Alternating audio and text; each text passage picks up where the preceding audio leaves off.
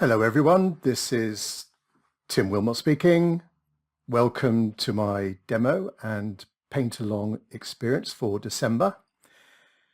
Anyone who's been attended my previous online workshops will know the format. I've chosen a subject to paint, and over the next couple of hours, approximately, I'll demonstrate my watercolor painting process with you and answer any questions you may have along the way. As I go through, I will try and give as much commentary and description to what I'm doing, but there may be some periods of silence where I'm trying to concentrate on what I'm doing. Now, this demo is being recorded, and after the presentation, you will get an email from my system, maybe in about 2 or 3 days' time, with a link to the recording, which you can play back at your leisure as many times as you want to. It's not going to be removed for some time. I've got plenty of storage up on my system. I may also post it as an unlisted video on my YouTube channel. So just be for you, it won't be for public viewing. It'll only be available to you that have registered for this workshop.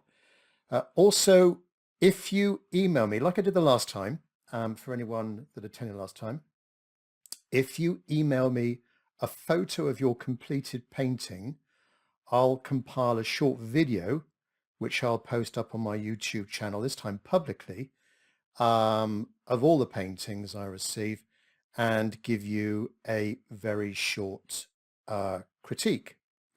More on that later, the use of that later on. Now, the audio part of this demo is one way only, as you might have heard when you joined the session. If you've got a microphone, that's on mute your end. So if you've got any questions, please type those into the question box on your meeting control panel, and I'll do my best to answer those at certain stages of the painting. I'm just going to give out your first name. I won't to preserve your privacy. So I'll read out your question with your first name and, of course, answer it as best I can. If you've seen me paint before, you'll know that I normally paint in about 4 stages, 4 steps. The initial sketch, the initial drawing, the first wash is the second stage, then third step, going in with the darks, shadows and the like. And fourth stage, some details with a small brush. So in between those steps, there should be plenty of time to ask questions. So just to practice using the question box, it will be great to know where everyone is from. Can you please type into the question box, or it might be called chat or question, I'm not sure what it says your end. If you could type in your location, like your city or state or country, it'd be great to read those out, please.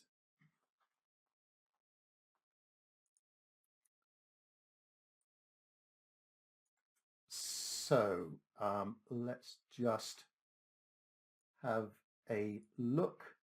I won't be able to read out everyone's.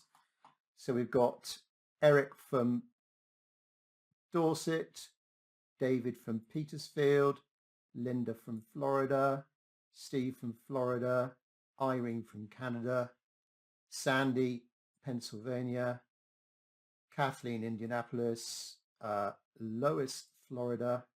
There's a lot of people from Florida. Joy from Oregon, Rosella from Italy, Sue from California, Marcus from Stroud. Oh, it's just up the road from me. Could have come down here.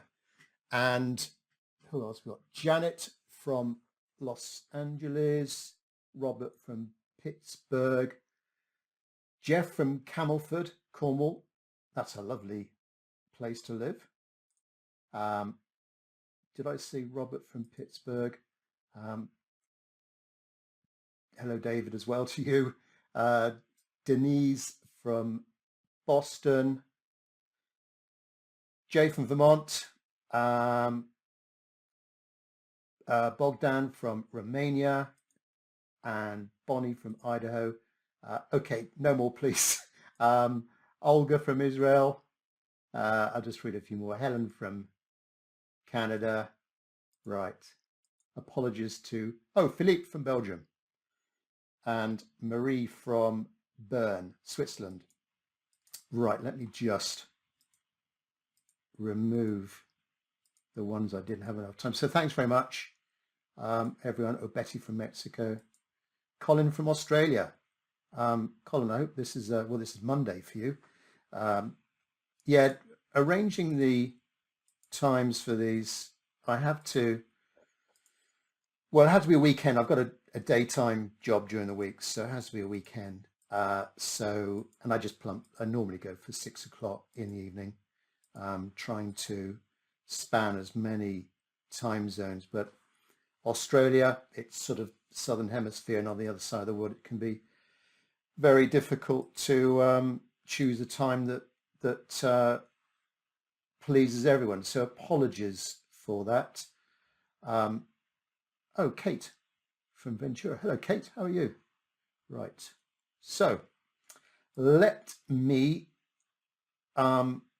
crack on with the painting. Now, hopefully you can see my screen okay.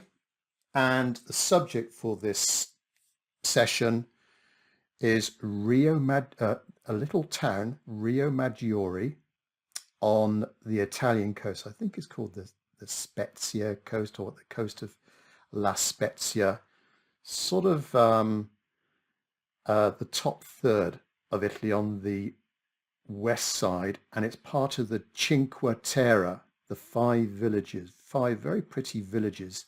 A very, very popular tourist spot, as you can see from this photograph, lots of people. And Rio Maggiore, there's a train that takes you from La Spezia, which is the main city, up through these five coastal villages. One or two of them are towns.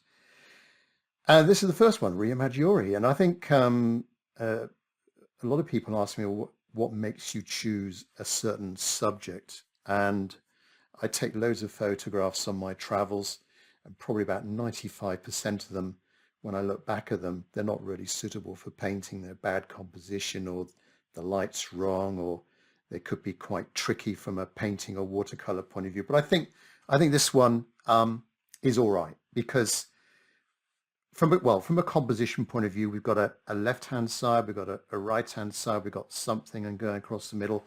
So it's almost like an H, rather like a street scene if there were buildings on the left and the right and cars in the middle, same sort of thing. So nice framing of the picture left and right. It's got lots of different values from where's the darkest value? Probably there.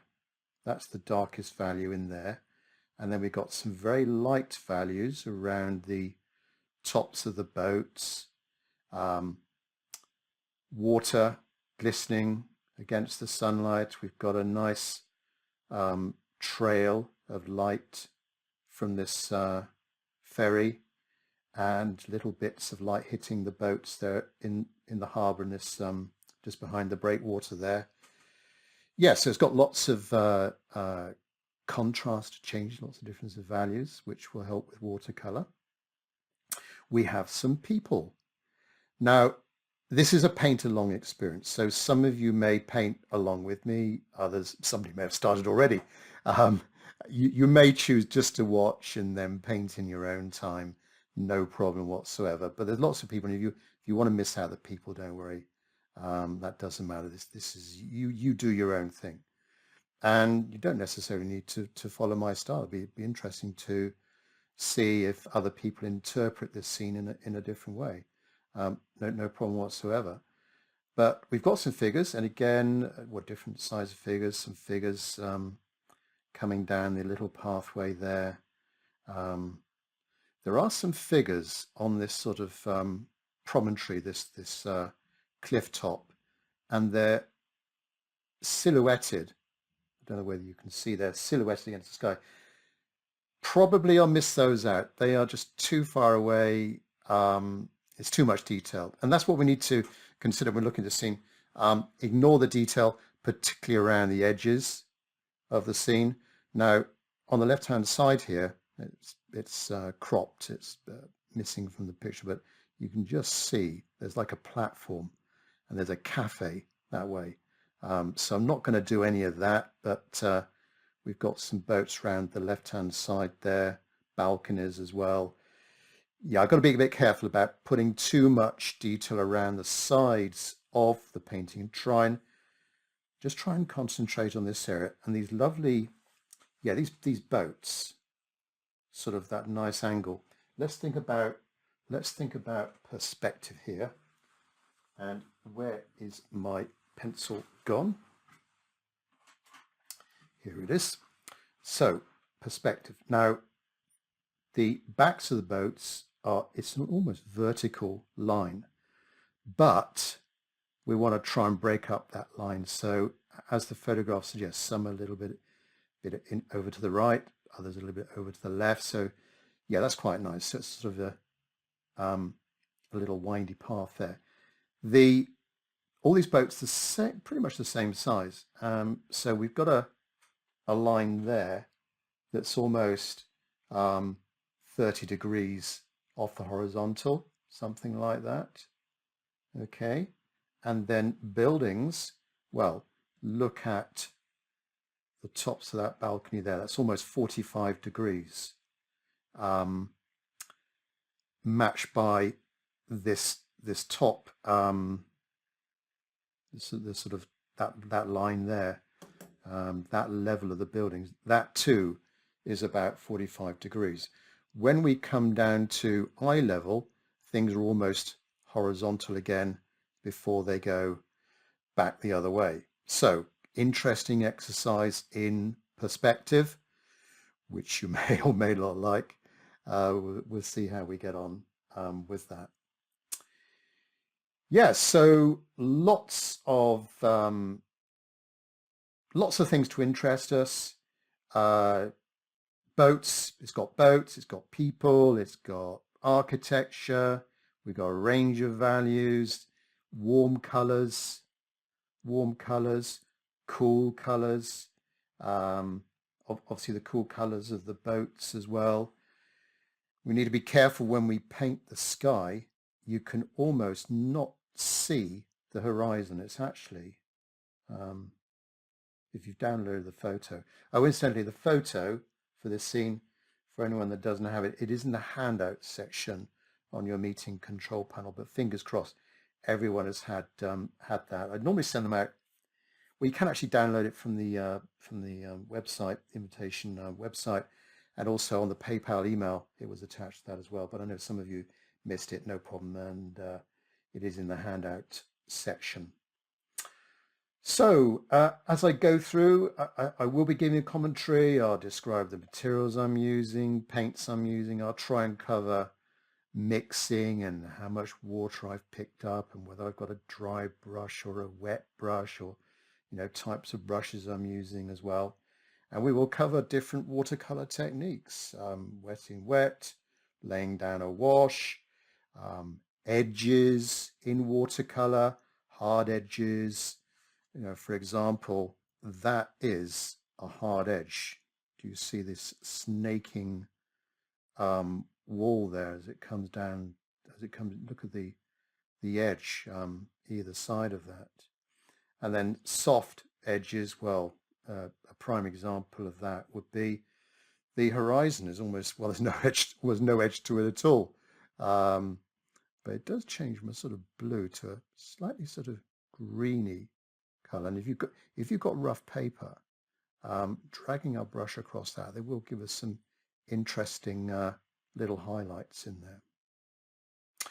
Okay, so are there any questions before we get started on this? Enough of the introduction. Hopefully that's given you a bit more of an insight into why I chose this scene. Something to something in the Northern Hemisphere to remind us of warmer times, perhaps. Not so much those, I guess, in Florida or Australia. So it'll warm us up. So I'll just check my question. Oh, yeah. Hello, Daryl. I should just remove that. Okay, I don't think there's any questions. But as I'm going through, the next opportunity for asking questions will be after I've done the initial drawing.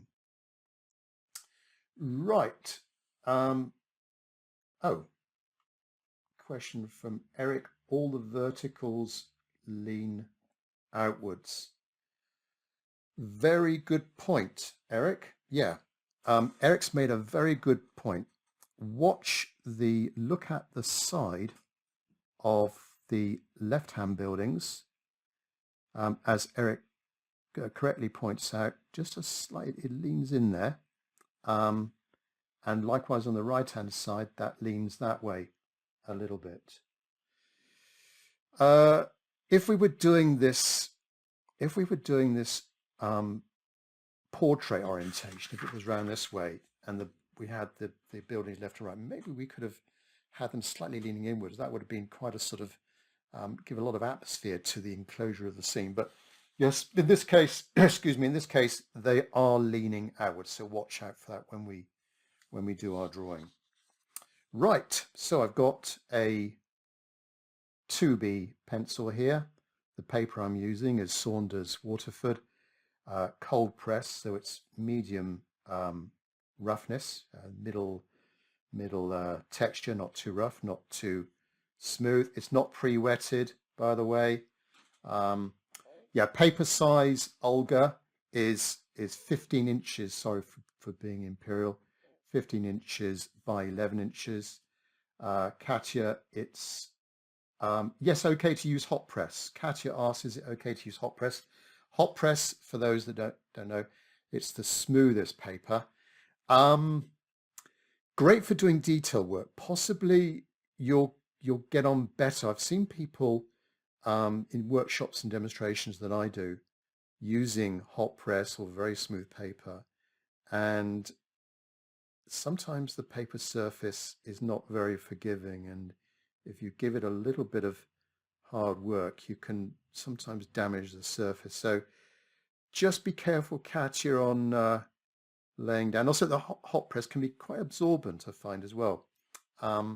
So rough paper is generally favored by a lot of artists that paint in a sort of loose style. Question from Daryl. Do you want the students to draw at the same time as you or wait until you finish? Very good question, Daryl. It's entirely up to you whether you paint along with me. I know quite a few people have done that in the past. We are aiming to do this in 2 hours or just under. And it's up to you whether you think if you've done paintings like this before in an hour or two, and with a little break in between, then you may want to paint along. But if you prefer to spend a little bit more time, do it in your own time, or maybe both. Maybe you want to do one now, or a quick sort of very quick sketch or a drawing of the scene, just thinking about values, very monochrome, and then maybe you want to do the real McCoy later on in your own time. So entirely up to you, Daryl.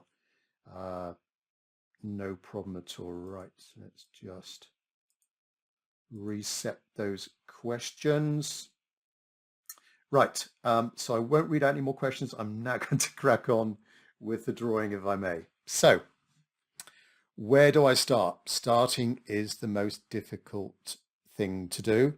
I will try and imagine the scene already painted, and I'm almost in my mind tracing around those lines. I may also draw in quite lightly first of all, and where I want to add some emphasis or make sure that I've got a hard edge or something like that, I'll go in, and before painting I'll just maybe go over the actual line again. So I'm going to start, for me, I'm going to start in the top left-hand corner. Some people may start with the focal point. Perhaps the people are going to be around in this area. The boats are going to be in this area here.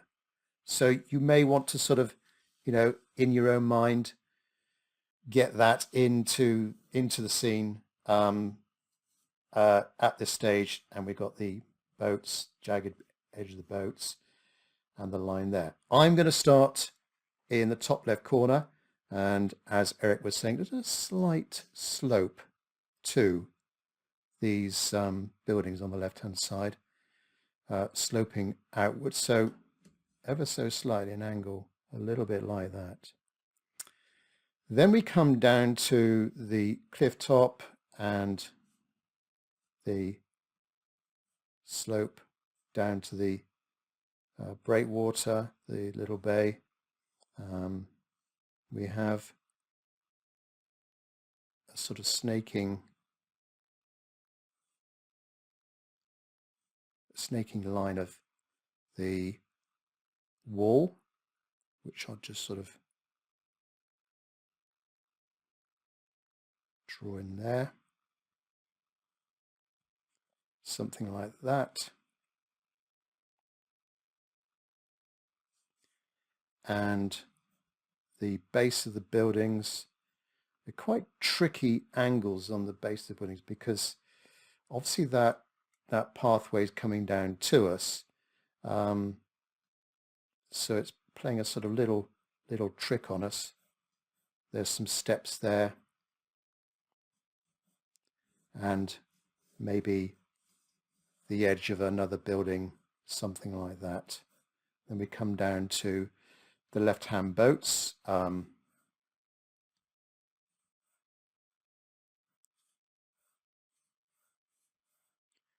Just drawing, so these boats are upside down, something like that. And then there are a couple of boats on the left-hand side. I'm only going to draw one. Something like that.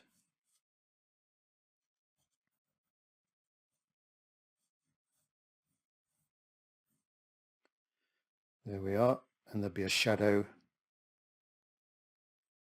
There'll be a shadow behind that, so this is going to be quite dark in there. That's going to be light, that's going to be dark, that'll be light. So just checking the left-hand side, the lines, these lines denoting the different levels, a little bit like that. So just to recap, we've got the cliff tops coming down, and we have the breakwater, those rocks on the edge of this little bay, something like that. And then we come over to the right hand side, and almost mirroring the other side, we've got this little pathway that's coming down from the heights,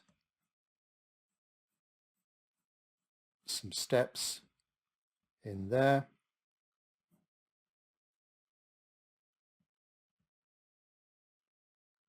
the base of the building, and the edge of the building, the edge of the right-hand buildings, again sloping up ever so slightly. We've got, you don't have to draw it in, but we've got little bits of clothing. It's not a straight edge.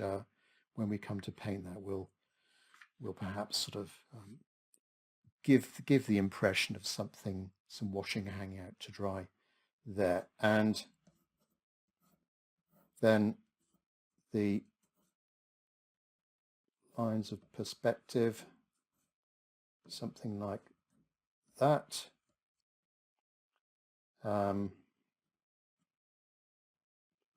The building at the very end is just about catching the light, and then there's a little bit of a recess coming our way, and so that will be quite dark in there. And then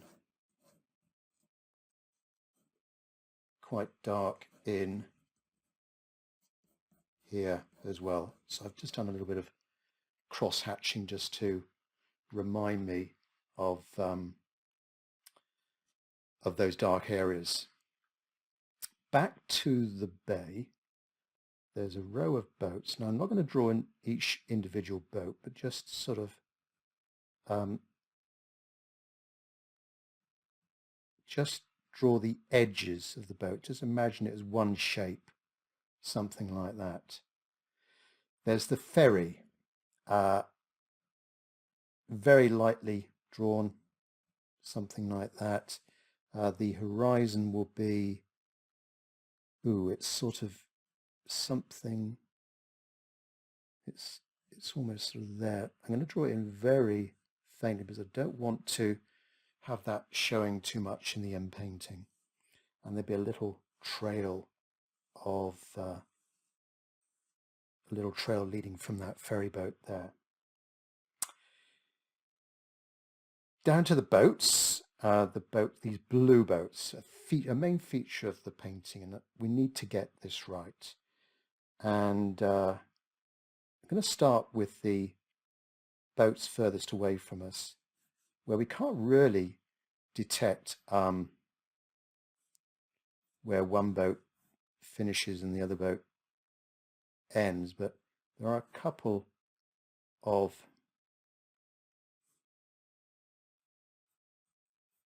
boats at the far end there, which we'll paint in very briefly. And then the first real boat we can see. Now the far side of the boat is almost a straight horizontal line.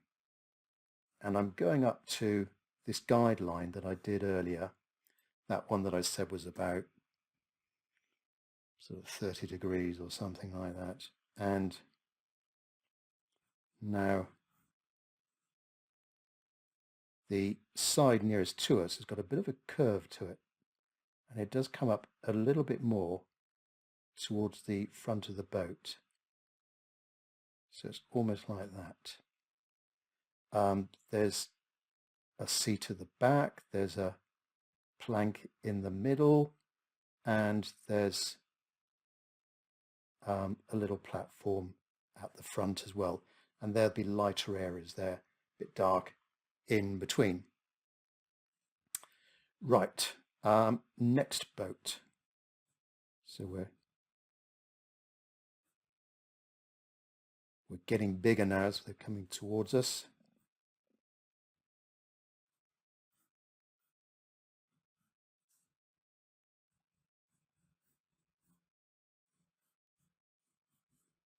Now this boat, the nearest side to us, meets with the boat that's right at in the foreground there, and they almost sort of join. Now in the photograph you can't see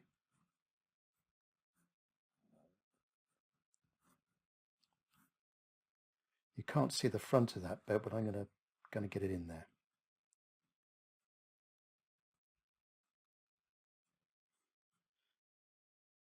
So spend some time on these boats, get them right.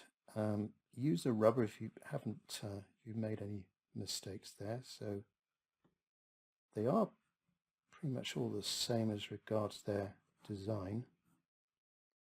We've got the little platform at the front again, and then this near boat,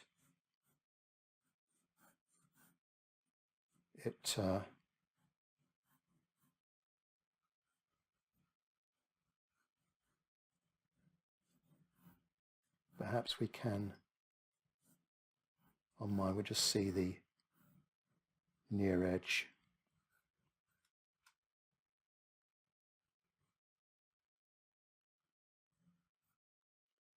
And up to the pointy bit, like that. Also, this near boat, it's sort of a different colour to the others. I might put that in as well. I might do a sort of bit of a brown, something brown in there, sort of greyish brown colour. Make it a little bit different from the other ones. There are now some posts. They're quite nice to put in as another feature leading us into the scene. So post number 1 here, and then let's have post number 2 out here, and then another post there, again helping us with the perspective.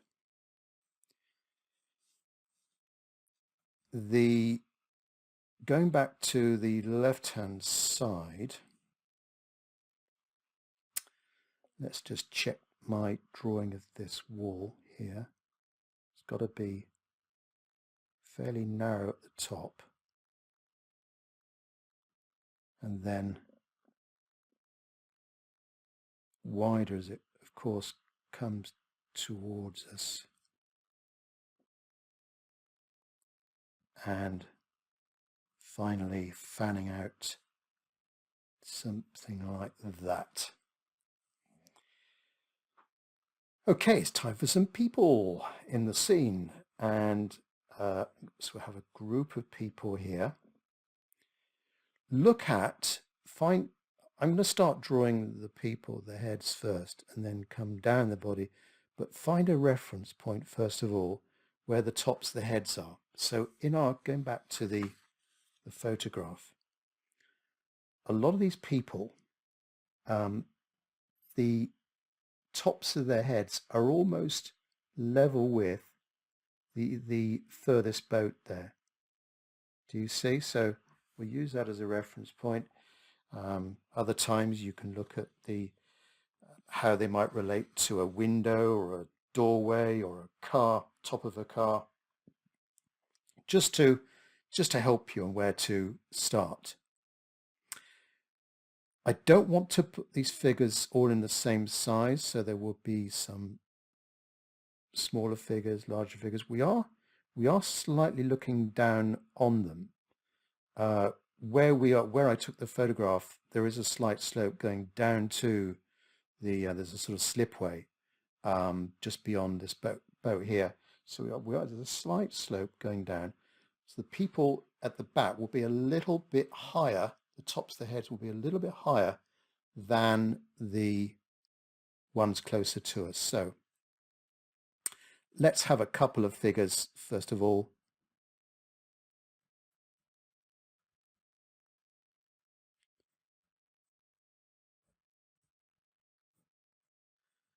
Couple of figures closer to us.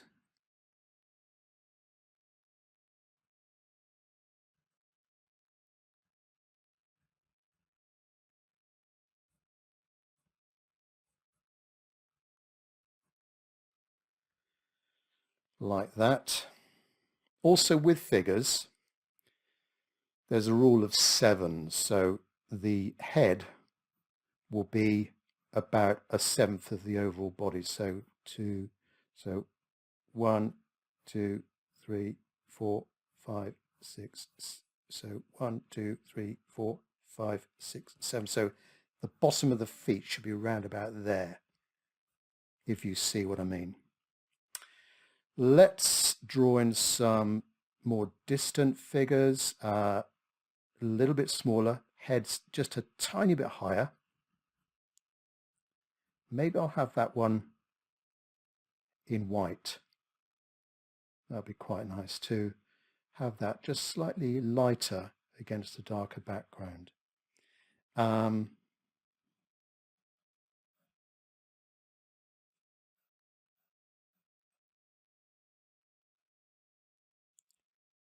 Over on the left-hand side, I'll get a figure in here. Now I've got to be careful with the size of these figures. That is quite a distance away, so That will be about, that might be just a little bit too big. That's better. And an indication of where the shadow is going to be. I should have said the light in this scene is coming towards us, so it's a bit like a, well, you can detect with the shadows. Do you see the shadows are coming towards us? Now the figures over on the left hand side, the shadows are more that angle. As we come to the middle, the shadows, the direction is coming straight towards us. So watch that as well. Don't have them all the same way. It's going to look a bit weird. So that one, that angle, this guy, that one, if you're drawing three, and this one like that. So you could copy those figures, or as I've done, do your own. Shall we get in some more figures? Perhaps one.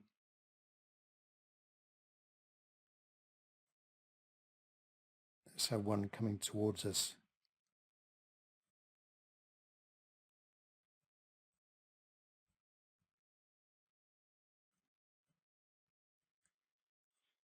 There. So that shadow is going to go that way.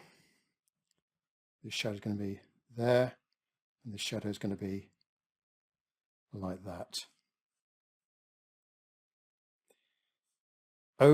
Back over on the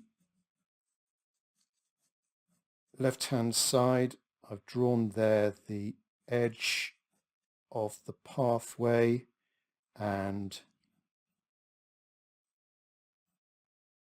the dark cliff side is going to be something like this. So I need to make sure that's light as well, but everything else around this is going to be quite dark.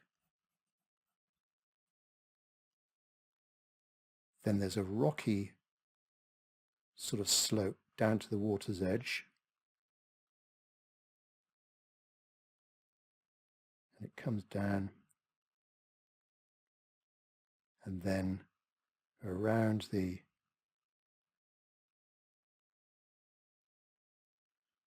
behind those figures over to that side. Now, just to join up the front of the boats to this wall there, that's quite dark in there, quite dark here as well, which gives us a little bit of contrast. How far are these? How far are these steps going to go down? Let's say go down to this boat here.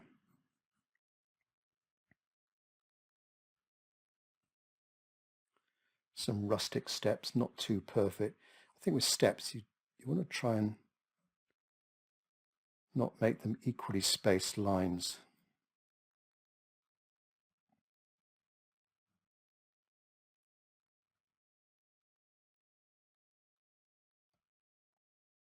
So there is going to be a bit of a shadow behind that wall. And now windows and balconies. Be a bit careful here. They could be a little bit challenging to put in. We are on the very extremity of the page here, so maybe just a hint of some windows. We're not going to draw in every window, but they're going to help with the perspective, just to have a few of them in, but not too many, not every single window. Otherwise our eyes will be attracted over there on the left hand side. Likewise on the right hand side, they're just lines. Because of the angle that we're looking at the buildings, we just see them as a thin slither. Right, so double check everything. This left-hand side.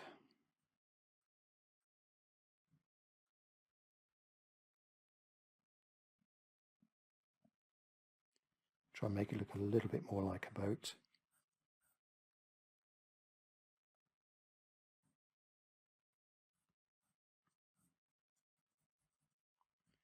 And the shadow from that will be like that.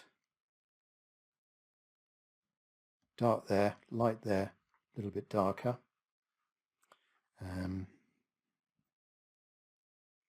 Figures, some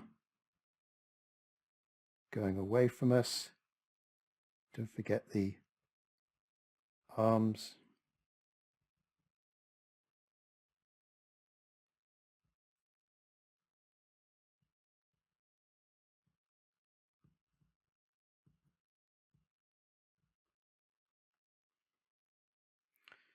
Try not to overdo figures because you might lose the freshness of it. So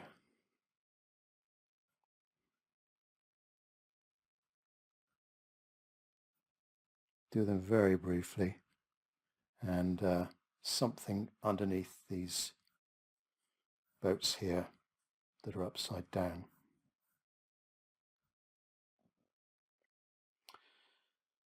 Right, I think I've got everything. Not too much detail.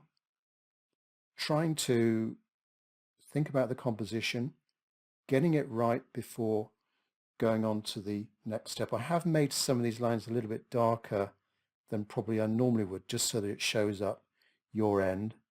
In fact, I may do a few darker lines here so you can see a bit more the edges of these boats.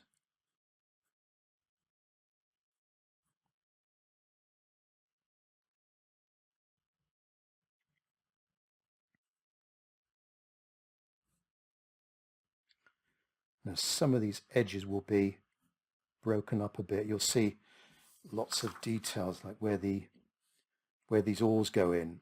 So it's not a complete straight line. It goes a little bit up. There's this covering on the edge of the boat, and it goes down, and there's another. So I guess there's a couple of places where oars can go. So just watch out for that as well. Okay, so that's the end of the drawing stage. Are there any questions? If you've got any questions, type those into the questions section, please, on your meeting control panel.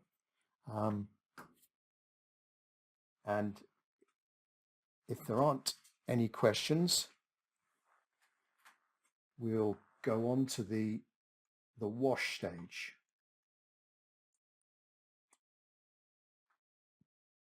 Right, so question from Katia.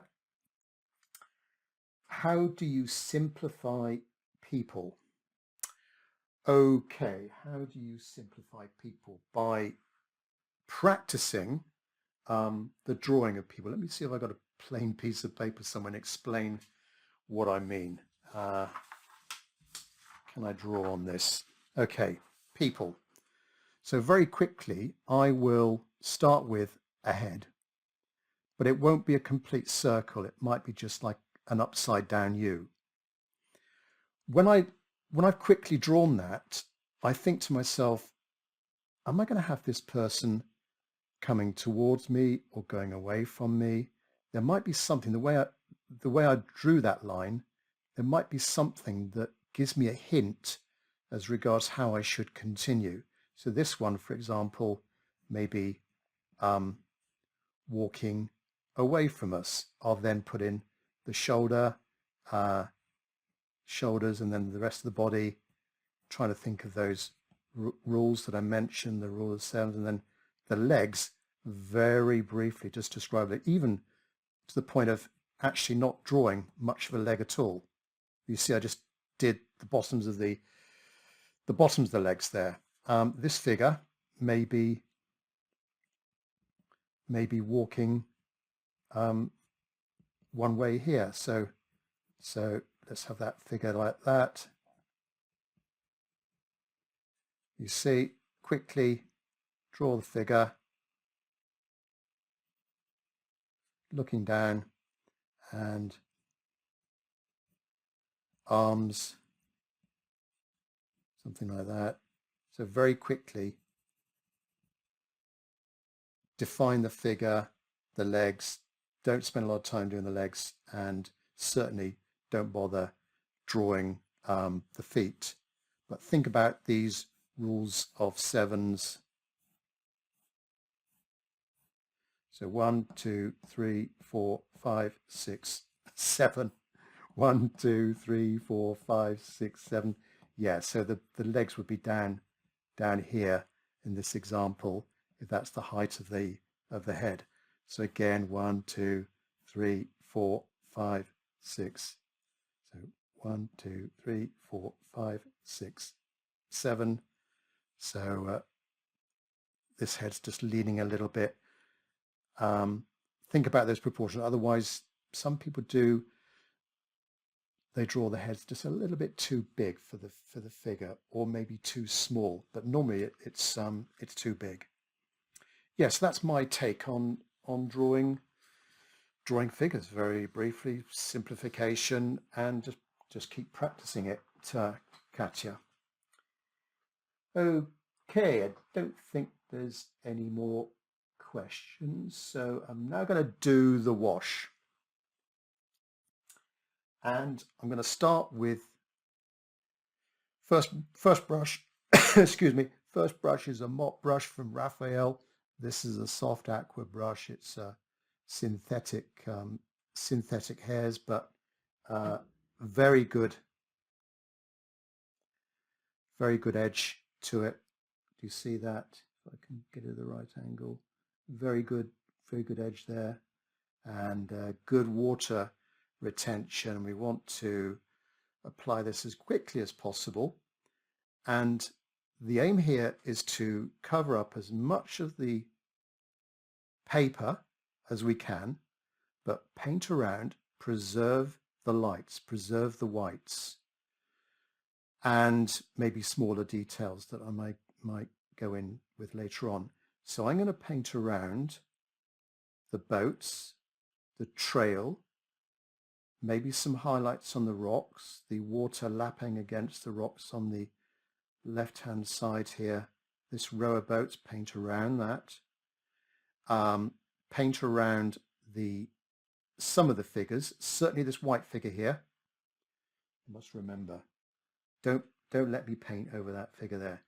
And that boat there, I want to have that light as well, certainly at the top of that boat.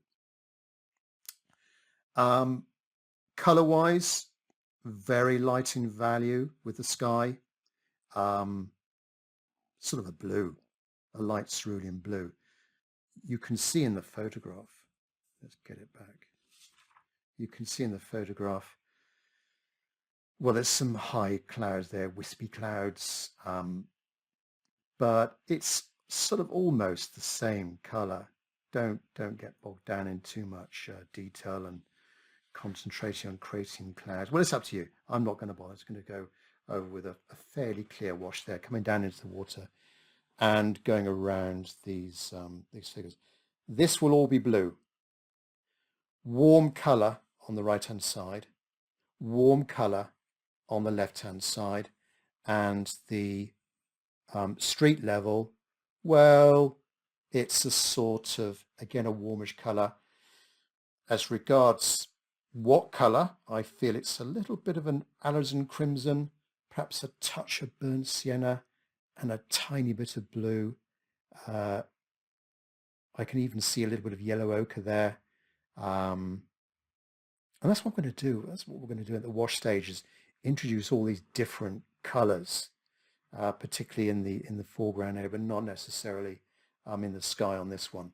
So now you can't see my water pot on the right hand side. I'm just dipping my big brush into that, and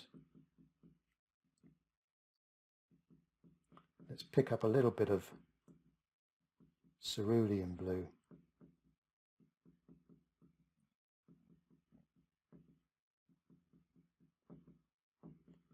And you do need to go a little bit lighter than you think on these colours, because the watercolour is going to dry lighter. So I'm just applying it now at the very top.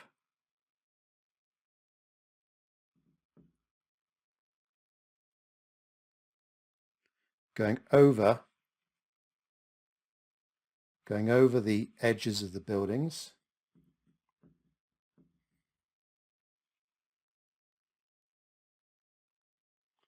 Now I'm coming down to the horizon line here, and I want to just change it a little bit to sort of more of a greeny colour.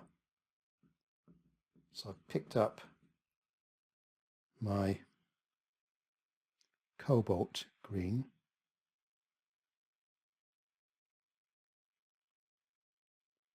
paint around the boat there, and a bit of a trail coming from the boat, bit of a jagged edge to the outline of the breakwater there, and then continue on to the harbour, the little bay here, paint around the outline of the boat shapes,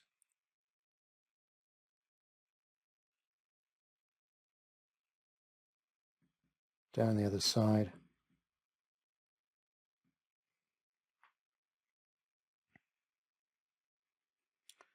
over the edge, carefully around that figure, like that. Now, left hand side, what's the colour of the furthest one? Like a yellow ochre in a way. Now this needs to be thicker, because we're going into that sky wash. We don't want it to go too much over to the right. So thicker will dry lighter.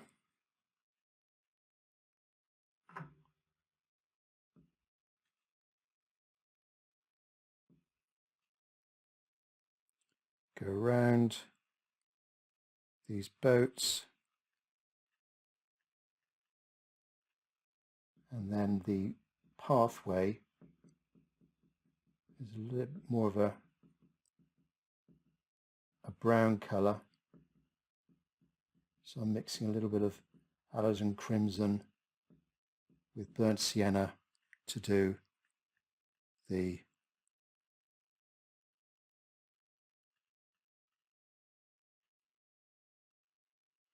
walls there.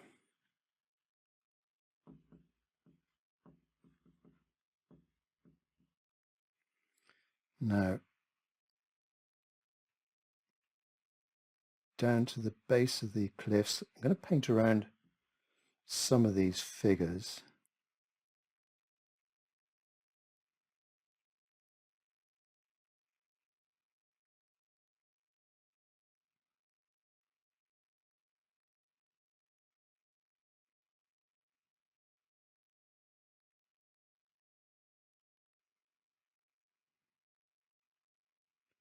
This one looks like it's got a bit of a hunched up shoulders, but there we go. And then get that edge around there.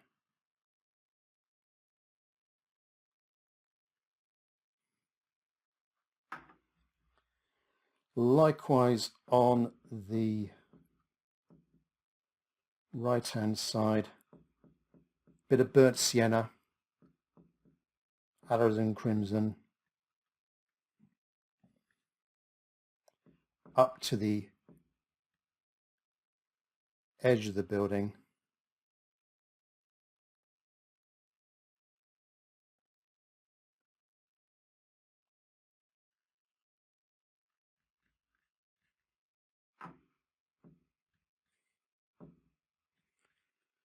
Put a little bit of cerulean blue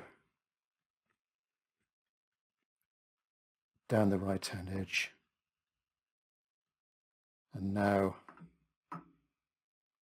these boats, which I'm going to be using a mixture of cobalt blue and cerulean blue. So not a dark blue.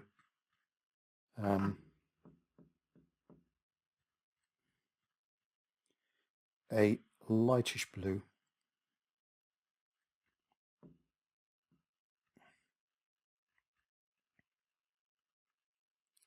Go over the whole lot. Maybe just preserve the tops of those posts.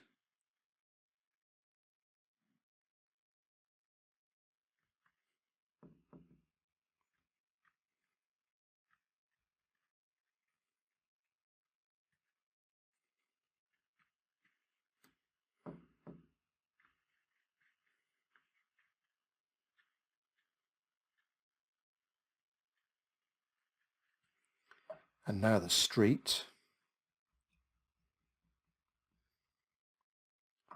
which is going to be, I think, a little bit of alizarin crimson.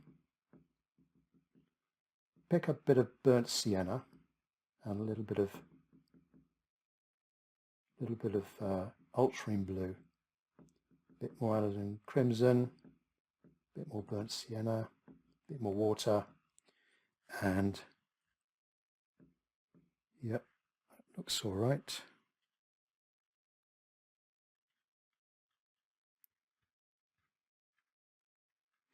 Now paint over the legs.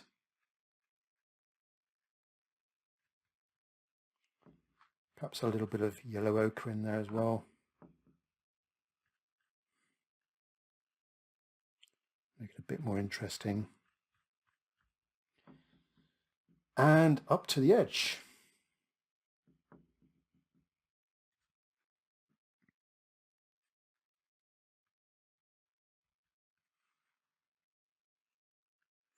Now that's going to be a bit brown in here. I want that to be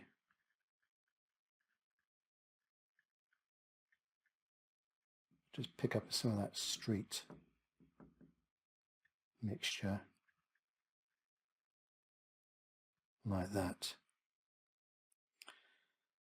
And there we are. That is pretty much the first wash done. You notice it's bleeding a little bit on mine. Don't sort of go in there and muck about with it. We can go over that, and again on the left hand side it's kind of bleeding in there. Could have gone a little bit thicker with the paint. It could have been a little bit dry before I did that, but just leave it. Honestly, the more you might, I could be tempted to lift that up, lift off this color, but the danger is the sky is still damp, and I would be lifting off the sky as well. But I've achieved what I wanted to do. The overall values, the sky won't be painted again. That is the finished sky. The sea, bit of a jagged trail of the wake of that boat there. I've painted around the breakwater, the boats, and a majority of these figures and the boats over here on the left-hand side. Now, I'm going to sort of finish there with that wash.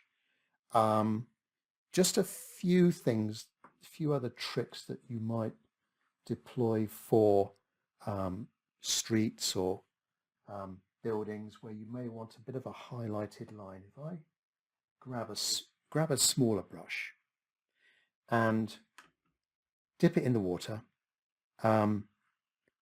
and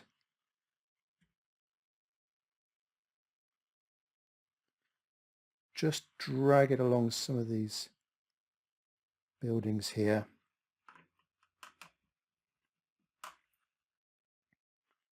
Where we do have a little bit of a architectural detail with the lighter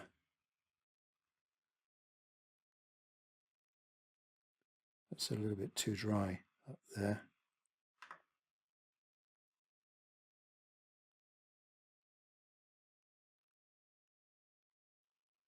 It's just beginning to come through now. I'm almost lifting it off. Likewise, on the street, we could just add in some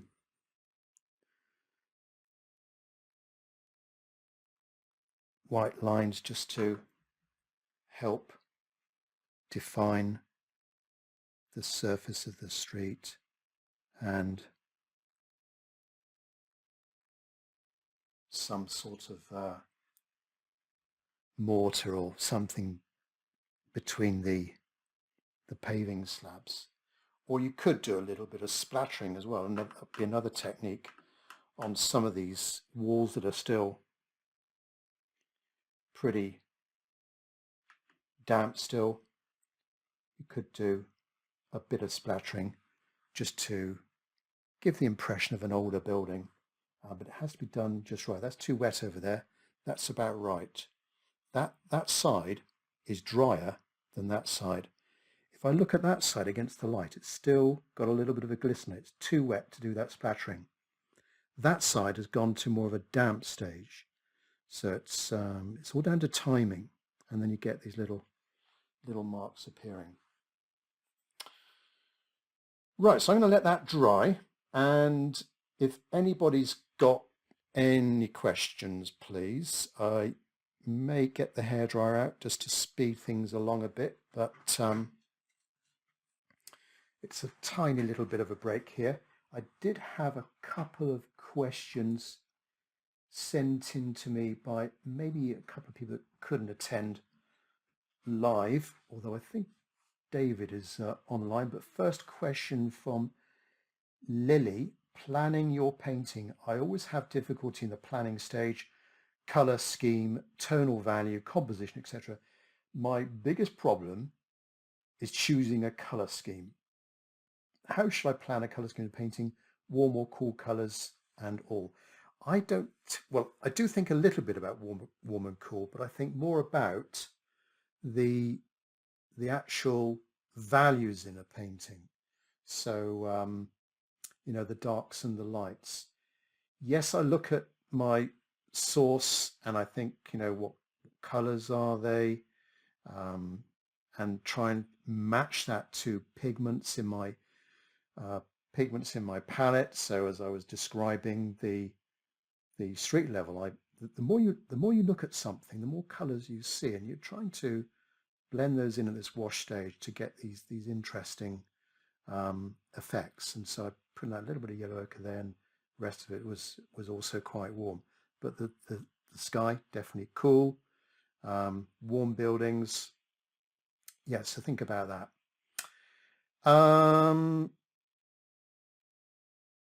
I don't overly concentrate on warm and cool. What sort of practice would you recommend to sharpen the skill? Well, just keep doing it. What they say, if you do something 10,000 times, you'll be a real expert at it. So you just got to keep doing it. Lily also asked, simplifying a scene, what would be your advice on this? Maybe if you're looking at a photograph, look at a smaller size photo, or squint your eyes, or do a thumbnail sketch, or set yourself a time limit of 5 minutes maximum to do the scene. Or maybe look at the scene for a minute, memorize it, then don't look at it again. Just forget about, well, don't forget about, just do not look at that scene again, and then try and put it onto your paper. So there will be some tips there on simplification. And Lily's last question, final stage: how would you know that you've got it right in your painting, the final stage? Always a difficult, that's a very good question, always a difficult thing to decide. And if your question is, when should I stop? Again, it comes with practice, but when you feel like you're just overdoing it, or you feel like you're just introducing mistakes, or what you add in just doesn't bring anything to the picture, doesn't contribute anything more to the picture, then that would be the time to stop there, Lily. Question from David. You have a great individual freestyle of painting. Have you been influenced by any particular artist, past or present, in your work? Yes, many. Well, perhaps in chronological order. Turner, Cotman, American artist John Pike, Seago, Yardley, contemporaries Castanet, Zubokvich. They're two big ones I admire. So there's quite a few, and I just, when I look at all these different artists, I just try and think, what could I adapt from them to make it my own? What could I take from them to add to my style, and yeah, as I say, try and make it my own. So those are all the artists, but certainly I think the biggest one was John Pike. Before we had the internet, and I'm talking about this would be probably in the 70s, and yeah, bought his book and just copied his style. And that's the thing. I just copied when I was a teenager. I just copied paintings of the masters and 18th century English watercolor artists. So just kept practicing. Right. Let's have a look at any other questions. Oh, thanks, Ivan. Thanks from Ivan saying hello from Spain. Probably a bit warmer and drier than here. Ravindra, do you recommend, that's a good question. Do you recommend using masking fluids to highlight the whites? I know some artists do. I know some professional artists use masking fluid, masking tape. I've seen some people, for example, use masking tape maybe over the horizon, above or below it, or buildings. I personally, I think it's something you've got to get used to. If you want to do that, you've got to keep practicing with that sort of technique. I prefer the looseness of, here, that broken line. I couldn't have done that with masking fluid. Well, I probably could if I'd have kept practicing with it. And I will, maybe some people say cheat, but I may go in with some white paint at the very end of the painting just to bring up some of the lighter areas, maybe around some of the backs of the boats there. So me personally, Ravindranath, no. Kate, how do you show people coming towards you versus going away from you? That would be, where's my scrap of paper? As long as is this dry? Oh, it's dryish. So someone going away, it would be the shoulder. Someone coming towards me, it would be the face, and then the shoulders either side, like that. So away two. Hopefully that answers your question, Kate. Katya, my paper is drying too fast. It is hot press. Yeah, it's quite, it's like that. Is there any way to help the situation? Can I pre-wet the paper every time? You could pre-wet the paper. You could work, if you indoors, turn the heating down, turn the central heating off, maybe a bit extreme in the winter. But I do a fair bit in the summer. I do a fair bit of plein air painting. And when you're outdoors, well, the sun's out and you've got the sun behind you, things dry quite rapidly. It's a challenge in watercolor. You can use a mister. So you could just keep spraying it. I have just been testing a nano mister. I've just done a video up on YouTube on this.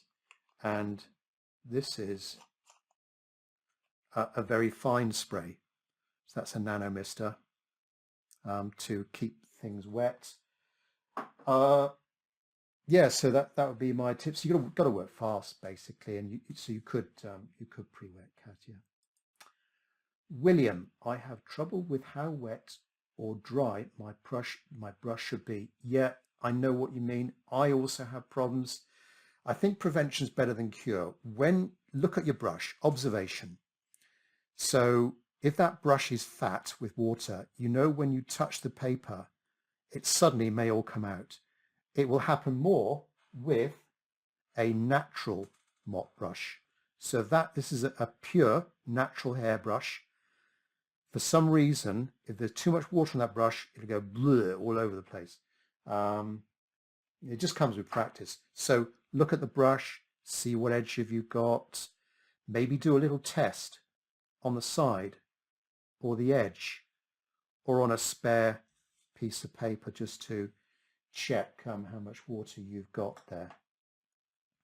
But over here on the right-hand edge, I should have gone a bit thicker. I should have had less water in that mixture because that's gone in maybe a little bit too much. But we're practicing here. Not so much on the left-hand side. Maybe that was thicker than over here. You see what's happened. It's whatever the scientific terminology is, osmosis or something like that, where these different fluids meet with each other. So, William, a great question. It's just a question of practice. Jeffrey, do you know when you start a painting it will be successful finish, or do you need to let it happen? Does it happen and then realize you have a winner?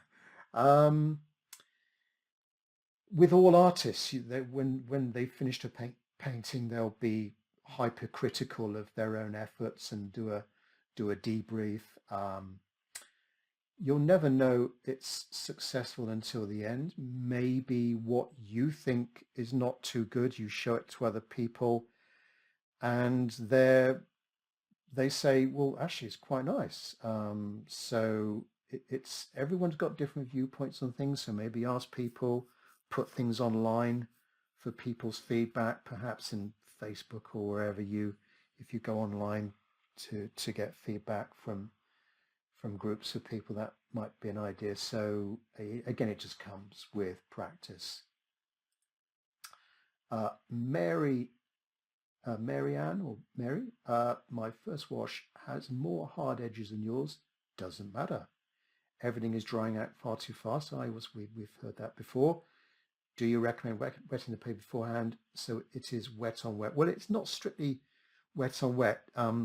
Wet on wet would be where I put the wash down and then almost like here, it was the sky went over into this side of the building and we get a soft edge. I got a soft edge there. Do you see? That was sort of like wetting wet. So we did the sky, went over, came down with thicker pigment, and you almost can't see where one finishes and the other one starts. Do you see? So don't worry, Mary. We're just practicing. If you want to do it again, doesn't matter. But hard edge doesn't matter. With watercolor, just leave it. You know, look at this nasty cauliflower here. It's terrible, but I'm just going to leave it. I just know if I start messing around with that, it's just going to destroy the looseness. So I could make something of this. I could have that as a balcony, for example. That light area there, I will cover over this with a dark shadow, perhaps. So don't worry about it. Ingo. Oh, Ingo's got a beer. I'm very jealous, Ingo. Hopefully that won't make you too loose in your style. So go careful then, don't spill anything. Oh, thanks, Marianne. Yep. Bogdan, what exactly have you chosen? Why exactly have you chosen hot press paper for this specific picture? This is cold press. Somebody else was using hot press. I'm using cold press. I have used rough before as well.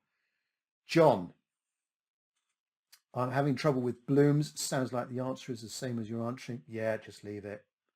That's what watercolor does. And sometimes I think it's quite attractive. Marcus, diffusion. Was that the terminology? Diffusion. Thank you, Marcus. Bogdan, regarding bleeding, maybe it's better to let the sky dry completely. Yes, definitely. And mine's drying quite nicely here as well. Right, I think there's only one more question that's come through from Ivan. What are the differences in colour between cast shadows and an object-owned shadow? Well, these shadows, you've got to observe them and see what colours are being reflected around them. So it could be down to the contamination of the colour the shadow is falling on. It could be the reflection coming back into the shadow. It really just comes down to observation and looking at a scene. Unfortunately, we're looking at photographs here, and this is a bright day, but not bright sunlight, if you see what I mean. I think the light is hitting the background there with the light, but here maybe there was a cloud just above me, and it threw everything into a sort of diffused light. So we've got some very soft shadows, but yeah, these shadows, I mean, it's quite a warm shadow in there. And the trouble with photographs and when you print things out, so this is printed, so you get colors aren't true. And so if we were there, right, if we were there at the time, we would probably see very different colors in those shadows.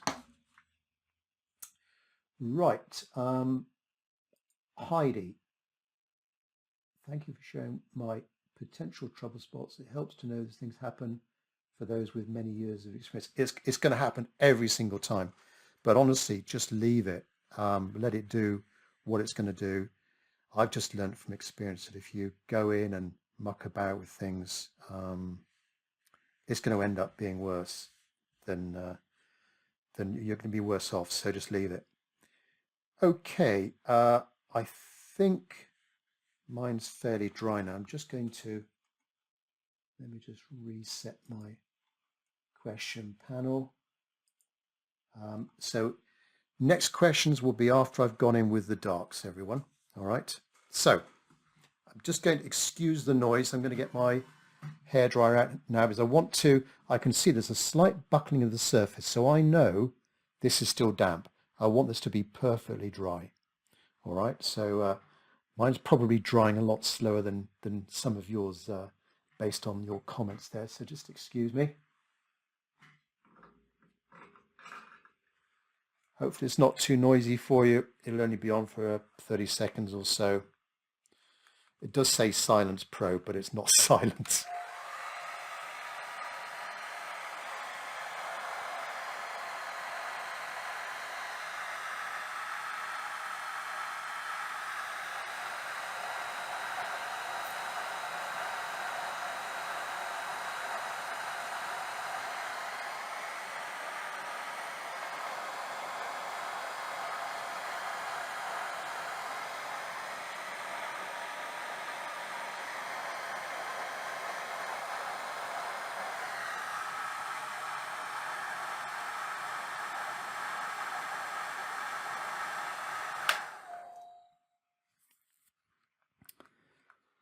So I know it's a lot drier because the paper's gone flatter, and I've got fairly good quality masking tape, so that hasn't come away. Sometimes you find with cheaper masking tape, when you use the hairdryer, it all starts coming apart, and we go the slippery slope downhill. Right, third stage, the darks. And for this stage, shall I use that brush or a bit bigger? No, this is okay. Right, this brush, so it's not as big as the first one. It's a brush, again, with good water retaining capability. So this is a pure squirrel mop. It's got a good point to it. You see? No, don't do this if you've got a brush that's lost its point. Have I got a brush? Some of these some of these mop brushes, they won't have as good a point. So they're similar size. One on the left, better. One on the right, not so good. Because we do want to, this is where it's important to see some brush marks in this. Now, I just want to make, the first thing I'm going to do, I just want to make the right-hand side of this wall a little bit darker than the tops of the wall. So let's pick up a little bit of burnt sienna, a little bit of ultramarine blue,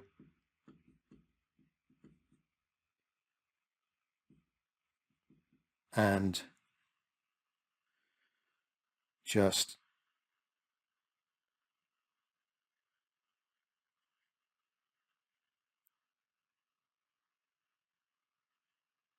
colour in that wall there.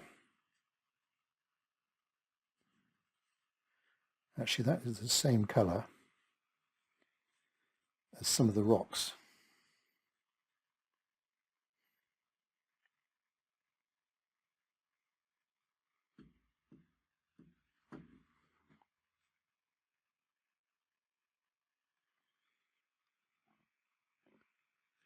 Be a bit careful going around some of these figures.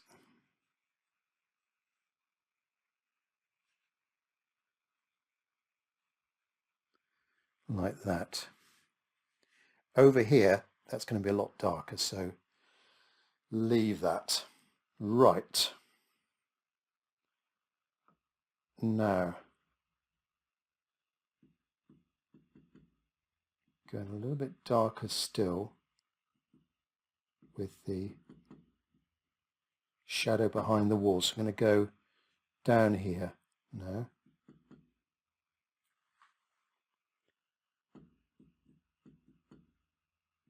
And going back to the earlier question, how do you know how much water to put on? So look at that brush. It's not too fat, not too thin. I just know from experience, it's gonna be all right. Says he. It was just a little bit too much there.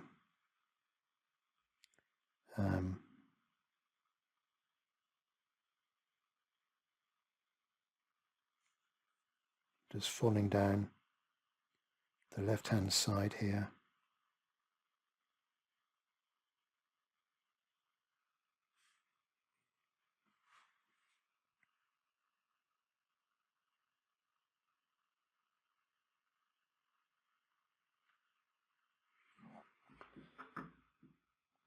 And the steps.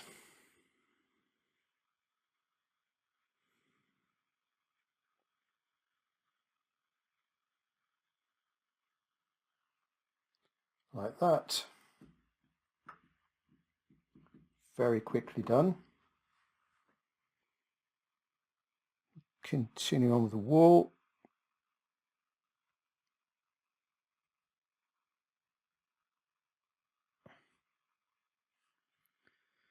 Down to the bottom.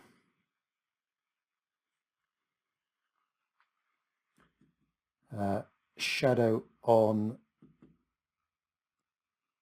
some of these walls here. Let's just give the hint of a balcony there.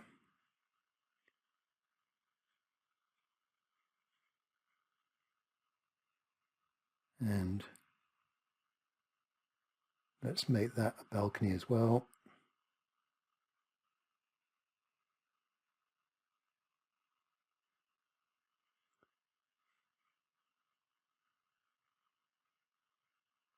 Some railings.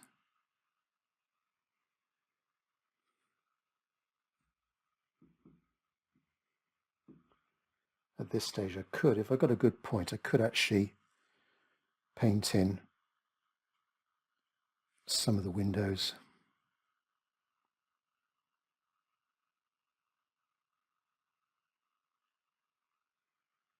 Like that.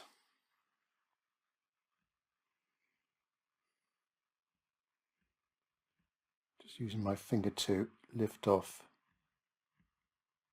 some of that. Now boats. These boats. So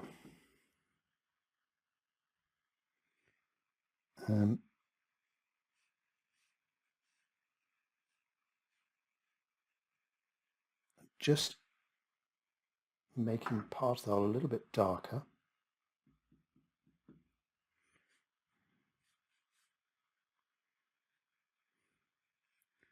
And we'll go in darker still underneath that when it's dried.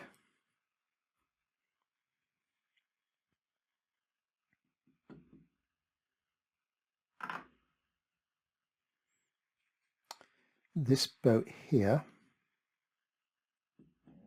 pick up a little bit of blue.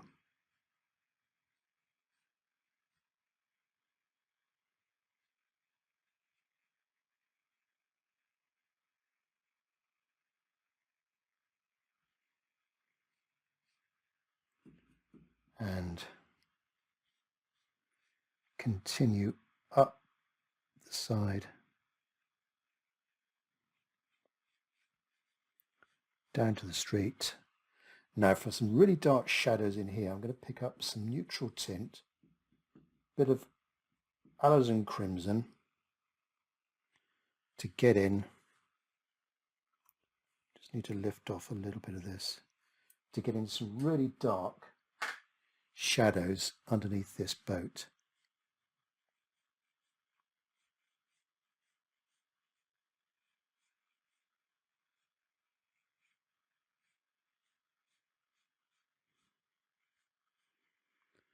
Like that. I'll go in darker there when this is dry.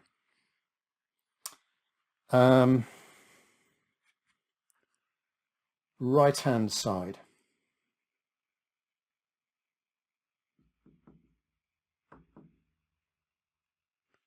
So there's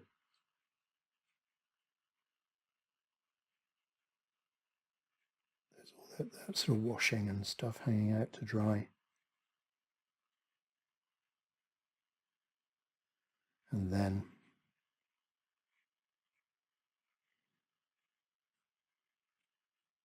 the gap between the two buildings, quite dark, and darker still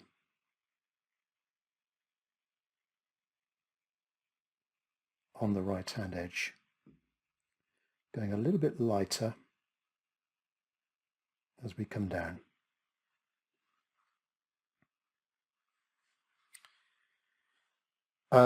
Let's do the steps and pathway on the right hand side. So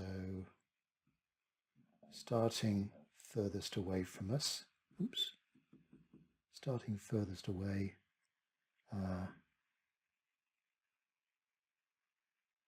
where it just comes round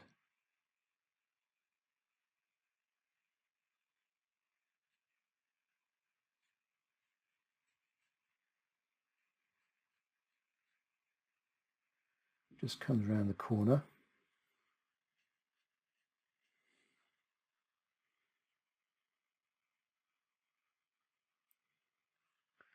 Going up to these boats now, need to be a bit careful.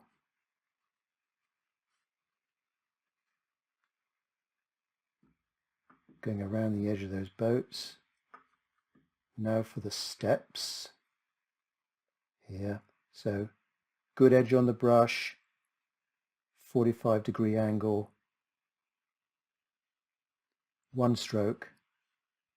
Doesn't matter if you've got a few gaps in there, just adds to the loose feeling of it. Right. I think we're ready for the boats now. So I'm gradually coming around this way, and then we'll do the come around this way, do the boats, then I'm going to do that dark headland there, and then the figures.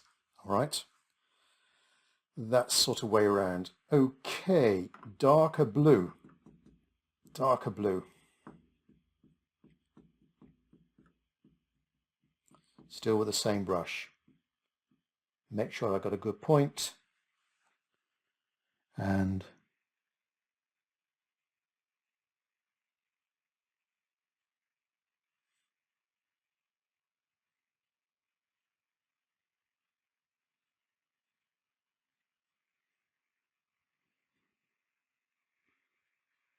just very briefly doing those far boats. Now I need to be a bit more careful with the boats coming towards us.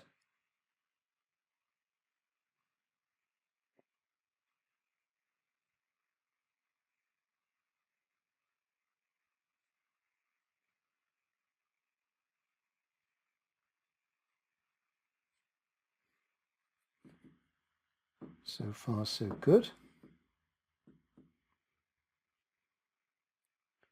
And just following those lines. Remember what I said about the jagged edge?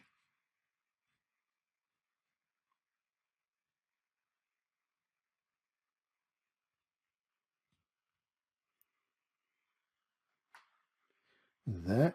Now this bigger boat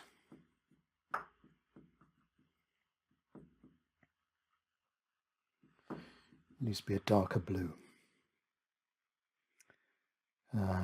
It's too much on the brush, Tim.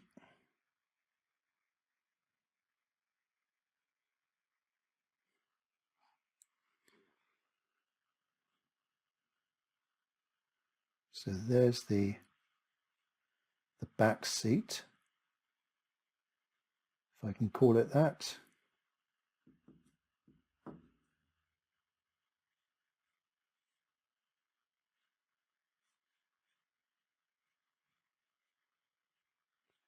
And up to the middle seat.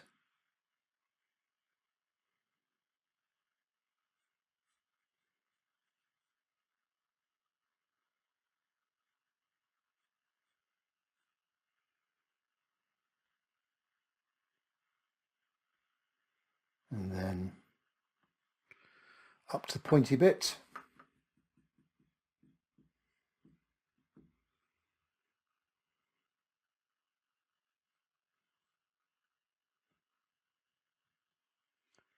So there's a bit of a sort of triangle of darkness between that boat and the one that's closest to us.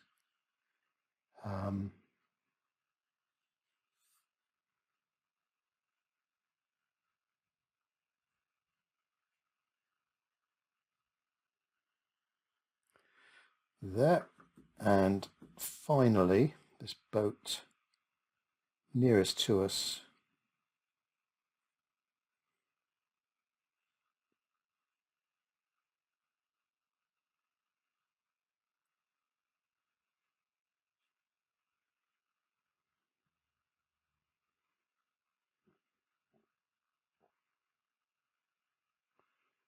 Up to the end like that, and also because I've got this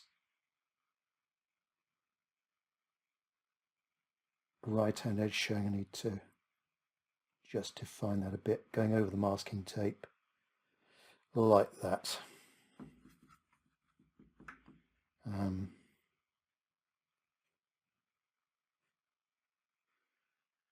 Can almost just see some gunge or something at the bottom of the boat, and a bit of darkness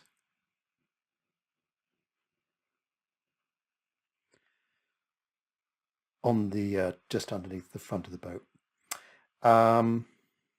These posts, before I get on to the,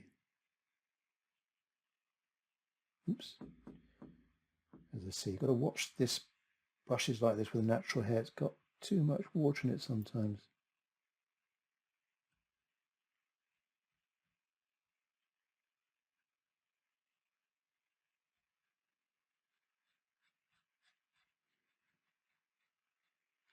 So these poles, posts going to get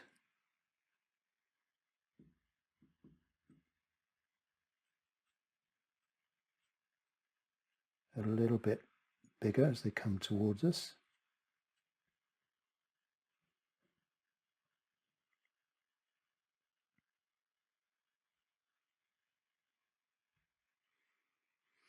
There we are. Right, this promontory here, that's, as I said at the beginning, it is quite dark over there. So I don't want to go, shall I have some neutral tint? Let's just try a little bit of weak neutral tint, a little bit of ultramarine blue, a little bit of cobalt turquoise to just look a little bit green, doesn't it? And yeah, that looks all right.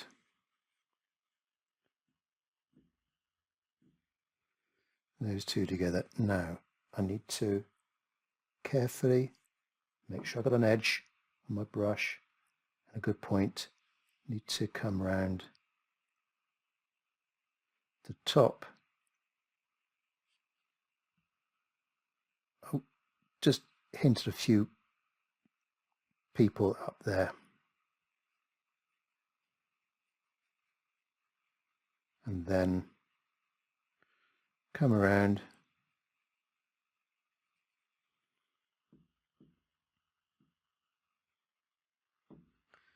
Come around and we're defining that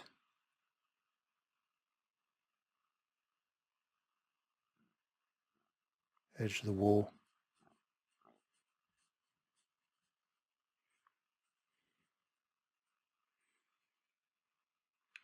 Gentle curve. And a few little dry brush marks just to show a little bit of scrubs or scrubland just creeping into the rocks. Just continue on with this just to define the rocks down towards the water's edge. And now breakwater.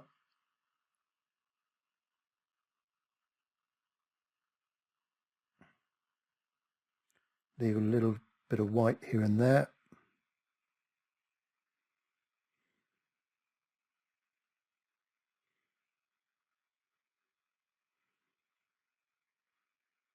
Over to the other side. Connect with that like that. Boats. A light grey here, just a light grey to, let's start with this ferry. Now I need to be careful where I rest my palm. So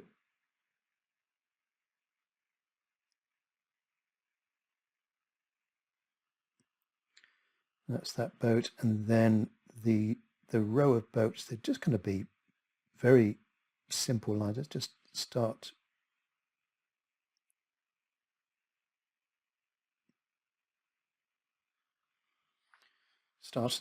nearby boat and then work your way up. Right, people, and then I'll go back and do the darks in there. People. Let's start with some flesh colour first. So pick up a little bit of light red, and maybe this figure's coming towards us. This one definitely coming towards us. Maybe this one is as well. And then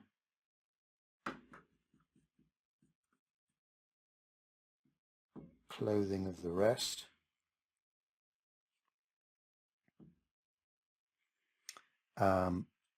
Starting with, let's start with this furthest figure here. Not too much water on the brush.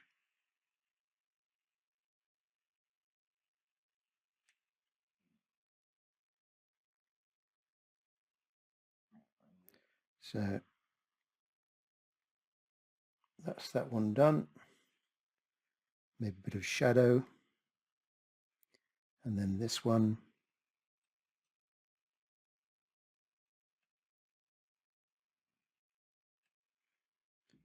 And shadow.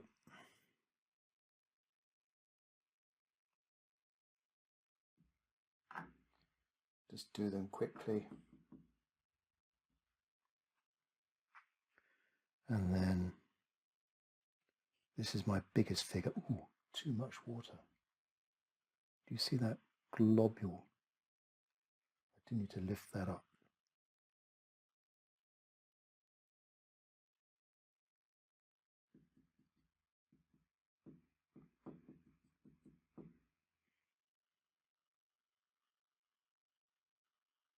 So head.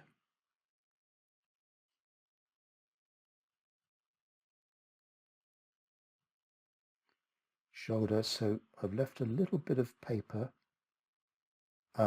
unpainted. That could be the light hitting that figure.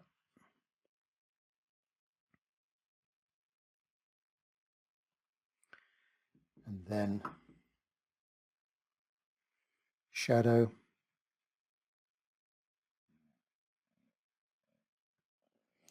Like that.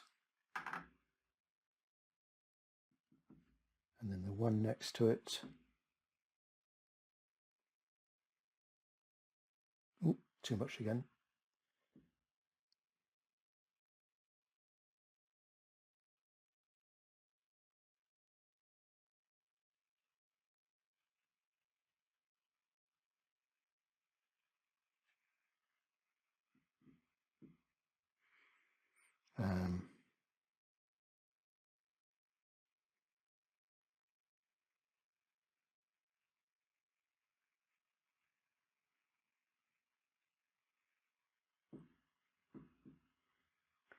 And then shadow of this one.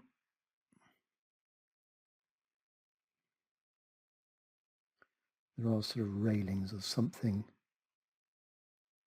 at the end there.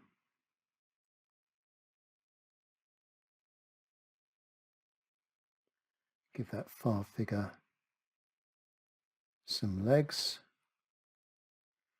And then these boats over here. Something quite dark. Alizarin crimson. Ultramarine blue. Neutral tint.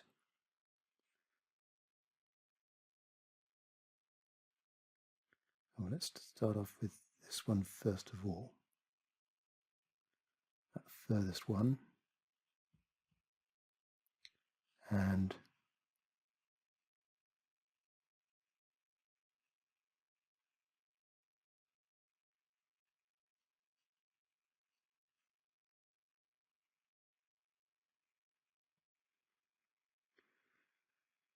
shadow underneath that one, and it's just going to sort of connect with that boat.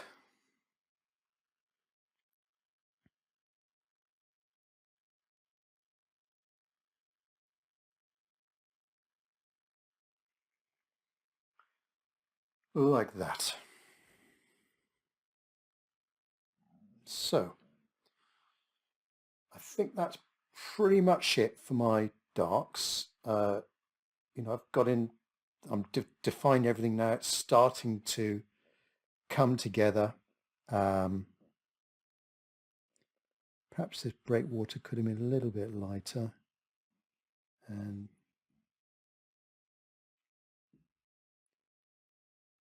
my last stage will be some details. Final windows there.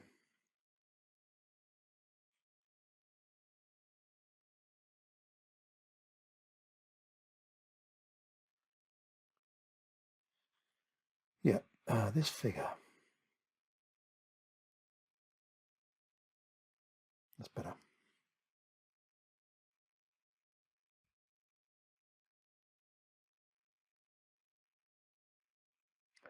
Don't overdo your figures.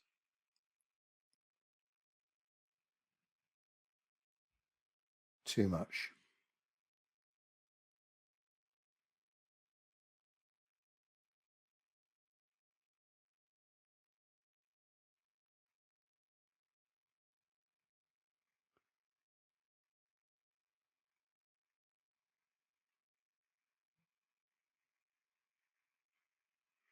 Right, I'll just let that dry a bit and answer any of your questions. So that's step number 3, the darks, and the last stage will be little details with a smaller brush, perhaps some highlights, just to finish things off. Right, question time. Let's just go back to my screen. Bear with me, please. Okay. Barry, I notice you don't take any pains to remove water from your brush, either by wiping on a sponge or paper towel before putting the brush to paper. Is this your usual way of working? I don't consciously work that. I do sometimes. There is a sponge to my right here, Barry, that you can't see. There we are, sponge. And I will use that from time to time when, for example, I had too much paint on the brush. Quickly go over to that sponge and mop it up. So not too much, but yeah, I do have a damp sponge over to the right. William, are you painting on a flat surface or is it at a slant? It is at a slight slant of about 10 degrees, something like that. Okay. So there's a little bit of gravity. I never work purely flat. I've got this, I probably actually would work at a slightly steeper angle if I wasn't filming. Daryl, why did you paint the figures with blue and not another color? I could have gone in red. Maybe red would have it would have brought too much attention to the figure. So I've kept it to a fairly simple palette, and they're sort of mimicking the boats over here on the right hand side. So I could have done red, but when you look at figures, well, there is, let's go back to so that figure's got some red clothing. That lady's got purple. You could do it. This guy's blue, that's bluish. The others are sort of bluish. There's a little bit of pinky there in that white top. That's blue, white. Yeah, and this is a summer. This was taken in October. So it's a fairly warm day. Yeah, so I think just red would have, for me, would have attracted too much attention to those nearby figures. But it does help to bring things further forwards, of course. You could have gone with a light red, or maybe you could have done a little bit of a stripy number. So I could have picked up a little bit of red, and let's just say, which one shall I choose? Maybe this one.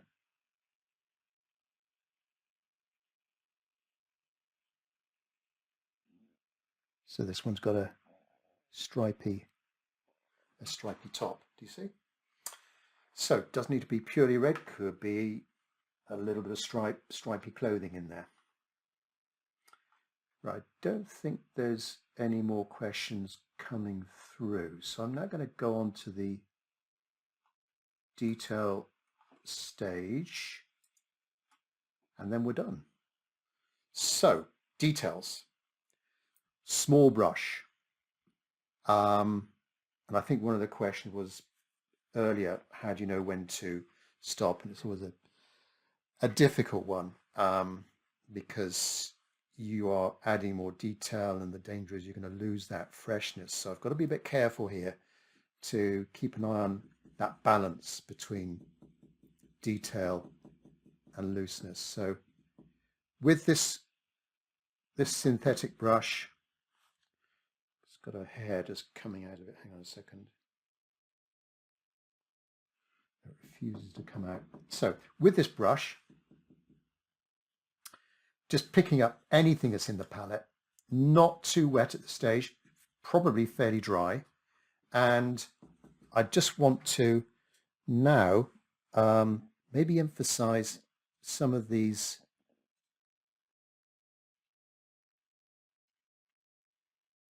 lines, just to give the impression of the perspective, and perhaps where I missed them, some more windows and doors.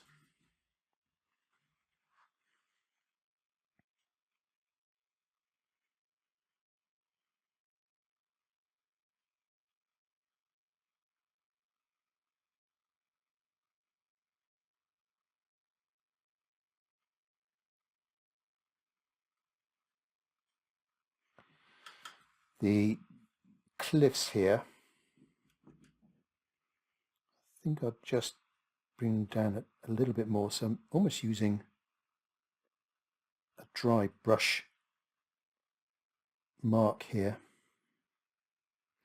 Some of these rocks, where I went over the second time, they could be boulders and whatnot. Not too much, don't want too many hard edges in there. It is sort of in the background, so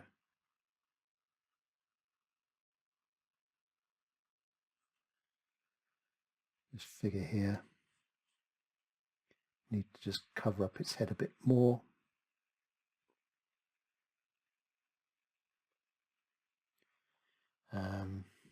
Waterline, let's put a few more details on that boat, not too much is in the background. A few darker lines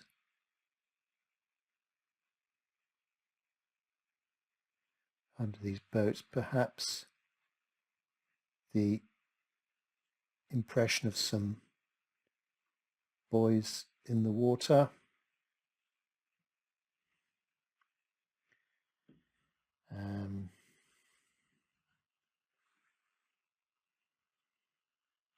Right hand side,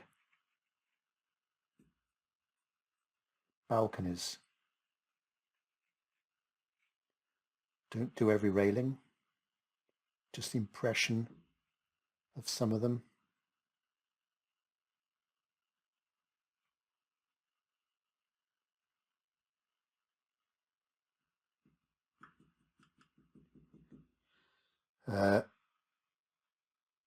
In this dark recess here, there's something going on.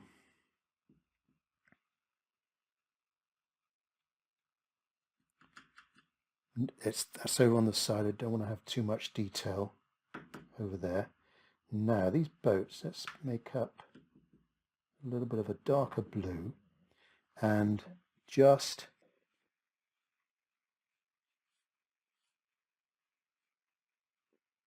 in a few places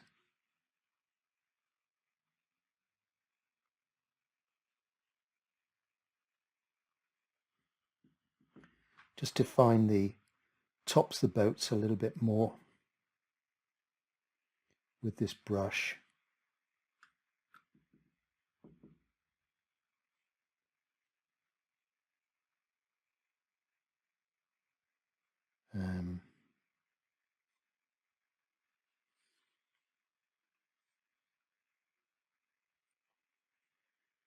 There's these things that the oars stick into, like that.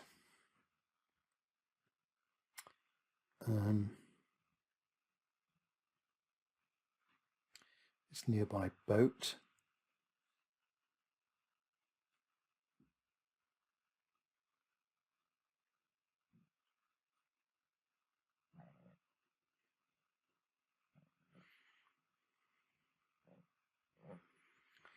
Just very simply define that. These posts, now there is some rope going between them. I'm not going to really do much of that. I just want to just define the backs of the boats just a little bit more.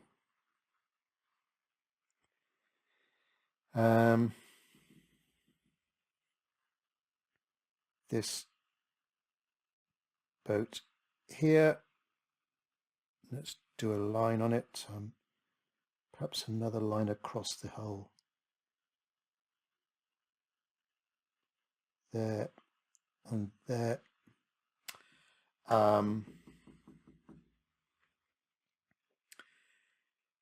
This street,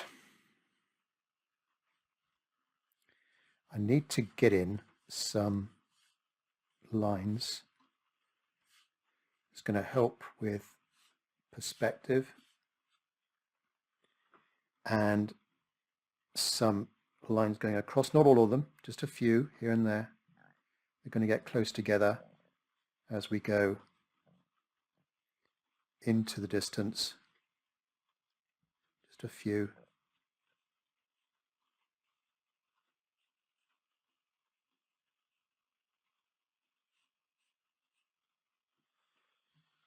Like that. Right, we're nearly there.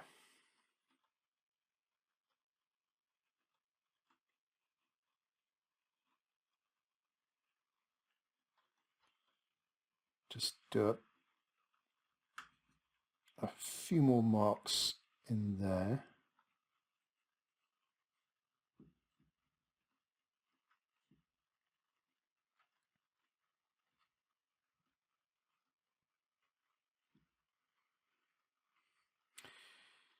Okay, last step. Last step is a bit of white paint. So where is that gone? Here we go. So white paint, straight out the tube. So this is white gouache. Yeah, it's a hybrid of watercolor and gouache. But you could have Chinese white or white gouache. Doesn't matter. But actually, this tube's starting to dry up now. So I do need to just dip my brush in the water and just tease a little bit out. Now, so I'm taking it out of the tube here, not too wet, but we'll just now pick up on a few of the tops of the figures, and that hair is gradually easing its way out. Hopefully, so this figure, shoulders there, do you see? Maybe tops of the balcony there, just a little bit. Middle figures.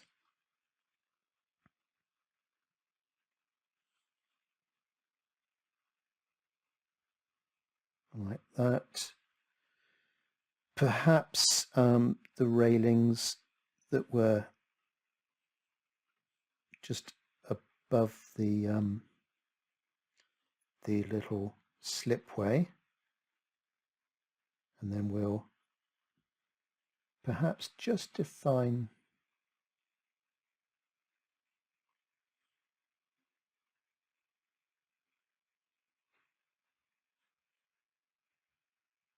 just some of these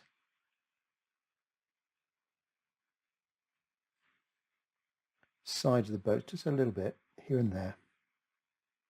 So I'm just dragging this brush over parts of the side of the boat. Not too much, don't overdo it. I'm not going to draw on that rope. Perhaps you could just pick up on some of the paving slabs, just a tiny bit there. Over on the right hand side, do we want a little bit of, maybe the sun is just catching the side of that railing, then possibly that one.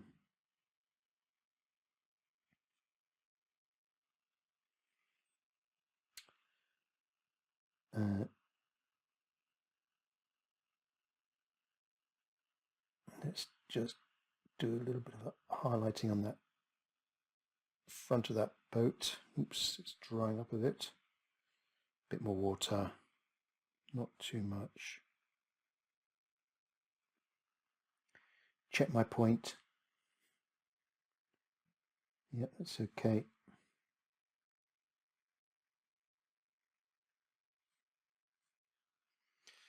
There. So I think that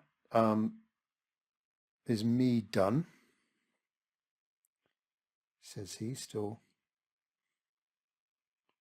mucking about.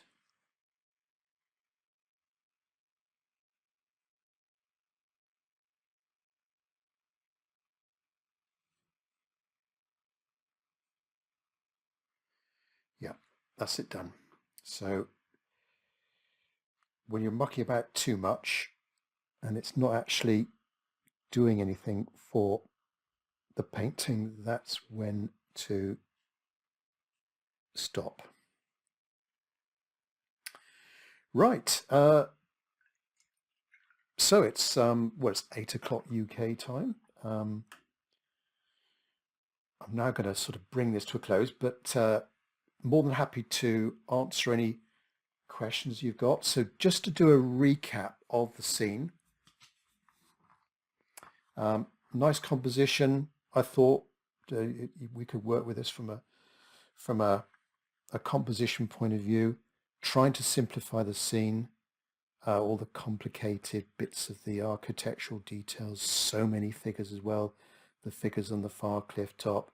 You know, if you look carefully, you can see figures on the boat, flags and so on.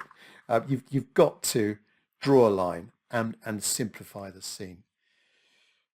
Think about the composition as well, and you know what's going to be the focal point. Perhaps our eyes go to that figure there. Or what you might do, or what I might do here, is just with a rubber, just maybe where the paper's still showing through, just rub out some of those lines there. Across the breakwater as well. There was on that boat maybe. Yeah, so I will take a photograph of this. Now, if you've done this yourself, those listening live or those listening to a recording, if you'd like me to compile a video to include your painting up online, and I will just give out your first name when I go through these paintings, and I'll just give my little 2 cents worth, if you like, of how I feel about it, how you got on. I'd be more than happy to do that. So I'll just check for any questions. William, have you changed anything in your style of painting over the years? Yes, I've probably got looser and darker maybe as well. Subject matter is probably about the same, but style, yeah, looser. And I've concentrated more on values. So earlier paintings would have been a little bit lighter, perhaps, and a bit tighter. Would have spent a bit more emphasis on detail. Thanks, Bogdan. Thanks, Marcus. Oh, Daryl, how long do we have to send your picture of a painting before you send out the video? If I could say a couple of weeks. So maybe if that's a very good question, Daryl. Let's say early January. So if you can try and complete it by early January, I will do the video the first week or the second week in January. yeah, so you've got sort of 2 or 3 weeks, Daryl, if you want to do that. Yeah. Thanks very much, Daryl. Thank you very much indeed. So, in wrapping up, I'd just like to thank everyone on here live for your attendance. See if you spent 2 hours of your time listening to me prattle on ambling through this pitch. I hope it wasn't too boring for you and you got something from the experience. Yeah, very much looking forward to seeing your work and posting the YouTube video up there of your paintings. So the next one will be maybe March the 1st, 2020. Not sure what the subject's going to be. I might do boats, or I might do a street scene, or I was thinking the other day, why don't I think about, I've got lots of colors here. What if we've only got 3 colors? A yellow, a blue, a red, maybe a neutral tint. Can we, with a limited palette, come up with a painting? Anyway, let me know what you think. Ingo, snow scene. Yeah, I like doing snow scenes actually. Trouble is with climate change or whatever in the UK, we don't have, I live in the southern part of the UK and we don't really have too much snow. And when it is snowy in the UK, it's very dreary. I don't know. So stay tuned. I'll announce it up on my website, timwilmot.com. Watch out for the recording. It will be in about 2 to 3 days time. Check your spam folder just in case it might have just slipped into your spam folder, because it might be a sort of HTML type email. And it will be an unlisted video up on YouTube as well. I do have a separate recording of this. You will get a recording via our webinar system with a lower resolution video. The movement might be jerky because the video is going out at 15 frames per second, which might sound a lot, but it's a little bit, some of the video might have been a bit jerky. So you will get a higher resolution video that I'll provide the link for. But thanks very much, everyone. Whatever time zone you're in, well, sounds like the 3 colors one is going to be popular with some people. Yeah, thanks very much, everyone. Enjoy. Well, have a nice Monday for those people ahead of me, and enjoy the rest of your weekend. Those behind us in the US or whatever. But thanks very much indeed. Look forward to speaking to you again soon. Thank you very much. Bye-bye.